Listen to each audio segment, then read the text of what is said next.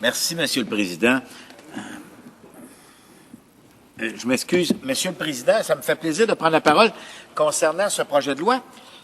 Mais là, on a un problème en partant. Parce que je vais vous dire quelque chose, Monsieur le Président, qui est important, puis les collègues d'en face devraient écouter, parce que s'ils n'écoutent pas, ils vont encore une fois faire la même erreur. Monsieur le Président, actuellement, là, au comité, dans la pièce juste à côté, on essaie de finir l'étude du projet de loi C4. Vous allez me dire, on est loin d'S9. Bougez pas, j'y arrive. Mais C4, Monsieur le Président, à cause du gouvernement, on attend un rapport qu'on aurait dû nous déposer depuis le 16 juin. 16 juin. Ça fait 3 mois et demi qu'on attend ce rapport-là pour terminer l'étude du projet de loi C4 sur les jeunes contrevenants. Et on nous dit qu'on se traîne les pieds, Monsieur le Président. Alors là, j'ai une bonne et une mauvaise nouvelle pour le gouvernement. La bonne, c'est pas nous autres qui se traînent les pieds. La mauvaise, c'est eux qui se traînent les pieds, Monsieur le Président. Et c'est la même chose avec le projet de loi S9. C'est la même chose parce que si je regarde ce projet de loi-là, Monsieur le Président, il faut remonter au 14 avril 2008, pas la semaine passée, pas avril 2010, pas avril 2009, 14 avril 2008. Ils nous ont déposé la première mouture de ce projet de loi-là. Et tous les partis ici, on a dit qu'on était prêt à l'étudier rapidement en comité, comme je vous le dis aujourd'hui. Le problème, là, c'est qu'ils déposent tellement de projets de loi niaiseux au niveau de la justice, tellement de projets de loi populistes comme ils l'entendent, et on n'est plus capable de travailler, Monsieur le Président. Actuellement, au moment où on se parle, le comité justice, on a recommencé la session le 20 septembre, Monsieur le Président, là. Pas 20 septembre. On a déjà 4 projets de loi qui viennent de nous arriver. Pensez-vous qu'on va avoir le temps d'étudier le projet de loi S9? Il ne faut quand même pas nous prendre pour des idiots, Monsieur le Président. Et c'est ça le problème du Parti conservateur, c'est ça le problème de ce gouvernement-là. Ils pensent déposer des projets de loi qu'on va adopter à toute vapeur. C'est faux, Monsieur le Président. Si on revient à ce projet de loi, bon, j'ai même un peu de misère à l'appeler S9 parce qu'ils ont essayé de nous le passer par le Sénat avant de nous l'amener ici. Ça va pas plus vite, là. Parce que le problème, Monsieur le Président, c'est que ce projet de loi-là, C26, on avait déjà fait un bout de travail. On avait déjà reçu en comité le Bureau des assurances du Canada. On avait déjà reçu Statistique Canada. C'est pas nous autres qui retardons les travaux, Monsieur le Président. C'est le parti au pouvoir. Et j'espère que la population va s'en rappeler, Monsieur le Président. Parce que dans ce dossier-là, le dossier sur les vols de véhicules automobiles, c'est un dossier extrêmement important et tout le monde nous demande d'intervenir. Et pas juste au Québec, mais partout à travers le Canada, Monsieur le Président. Et nous n'avons pas d'objection, c'est clair, c'est un projet de loi intéressant, c'est un projet de loi qu'on aurait dû nous amener bien avant le projet de loi C4, bien avant plusieurs autres projets de loi, en sachant que nous allions probablement aller plus rapidement. Mais, Monsieur le Président, on n'a pas les chiffres récents, mais juste au niveau des vols de véhicules automobiles, si on regarde le projet de loi S9 tel qu'il est devant nous aujourd'hui, il y a eu un petit recul en 2007 à peu près, là.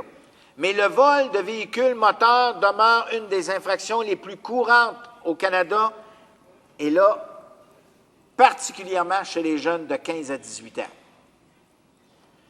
En 2007, ces jeunes de 15 à 18 ans étaient responsables de 3 vols de véhicules élucidés sur 10. 146 000 vols de véhicules à moteur ont été déclarés à la police en 2007, soit une moyenne de 400 par jour. Vous allez me dire, où sont les chiffres de 2008, 2009, 2010? On ne les a pas, Monsieur le Président. On devrait être à veille de les avoir, j'imagine. Ah ben c'est vrai que peut-être avec le recensement qu'on n'aura pas, peut-être on n'aura peut-être pas toute l'information, mais au Bureau des assurances du Canada, avec Statistique Canada, avec les postes de police, on devrait avoir une bonne idée, mais on pense que ça devrait se maintenir mais se maintenir, hélas, se maintenir au niveau de 140 000 véhicules volés par année, ce qui est immense, M. le Président, ce qui est nettement trop, M. le Président, et c'est la raison pour laquelle il faut s'attaquer à ce fléau. Et nous, on pense que ce n'est pas un mauvais projet de loi, S9. Quand je dis nous, je parle au nom du Bloc québécois, M. le Président, et nous allons être d'accord pour que ce projet de loi-là puisse être étudié rapidement en comité. Comme on vient de faire pour C-22 au niveau de la pornographie juvénile, on va peut-être tasser d'autres projets de loi pour pouvoir adopter C-22 au niveau de la pornographie juvénile. On pourrait peut-être faire la même chose au niveau de S9, mais pour ça, il faudrait qu'ils nous l'amènent. Et s'il y en a d'autres comme ça, parce qu'on nous dit qu'on va passer toute la semaine à parler de projet de loi en justice, il faudrait peut-être qu'on puisse travailler à un moment donné, M. le Président. Alors, quand on arrive avec ce projet de loi-là, et je regardais un peu, qu'est-ce qui se passe? Ce qui se passe, M. le Président, c'est qu'il y a 3 genres de vols. Je m'excuse de le dire comme ça, mais il y a 3 genres de vols de véhicules automobiles. Il y a les jeunes. Et c'est vrai, 3 sur 10, généralement, c'est des vols, on appelle ça un vol de véhicule, mais les jeunes vont faire ce qu'on appelle des joyrides. Traduction française, des promenades de joie. Mais là, c'est peut-être pas de même qu'il faut le dire en français, mais on n'a pas trouvé beaucoup c'est plus des joyrides. Tiens, appelons-le là comme ça, tout le monde va s'entendre. C'est-à-dire qu'on prend un véhicule d'un point A pour aller se promener en ville et on prend un véhicule qui a été, entre guillemets, oublié au dépanneur, avec les clés dans l'ignition, les lumières allumées, le moteur chauffant, puis on part avec le véhicule, on se promène avec, puis on le laisse dans un endroit ou dans un autre. C'est généralement beaucoup ce genre de crime-là chez les jeunes. Où ça devient un petit peu plus dangereux, et c'est ça qui s'est produit au Manitoba, M. le Président, c'est lorsque quelqu'un prend le véhicule, se sauve avec et tue quelqu'un. Là, et ça, malheureusement, M. le Président, ce genre d'infraction, on l'a connu chez nous récemment en Abitibi-Témiscamingue quand un jeune a pris un véhicule automobile entre Val-d'Or et Rouyn-Noranda, est parti de Rouyn-Noranda avec un vol de véhicule et est allé faire un accident et a blessé sérieusement 2 personnes. Ça, c'est extrêmement dangereux, M. le Président, et il faut intervenir. Bon. Mais les pires, M. le Président, je ne dis pas que ce que je viens de mentionner concernant le vol d'un véhicule automobile, c'est pas grave, c'est clair que ça mérite des sanctions.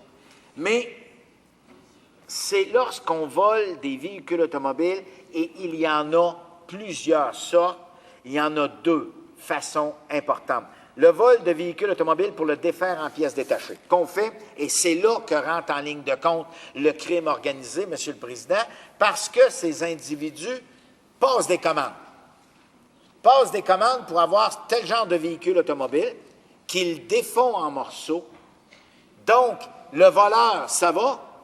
Oui, c'est un criminel, mais ceux qui sont pires, M. le Président, c'est définitivement ceux qui ont passé la commande. Et généralement, ces commandes-là sont faites par le crime organisé.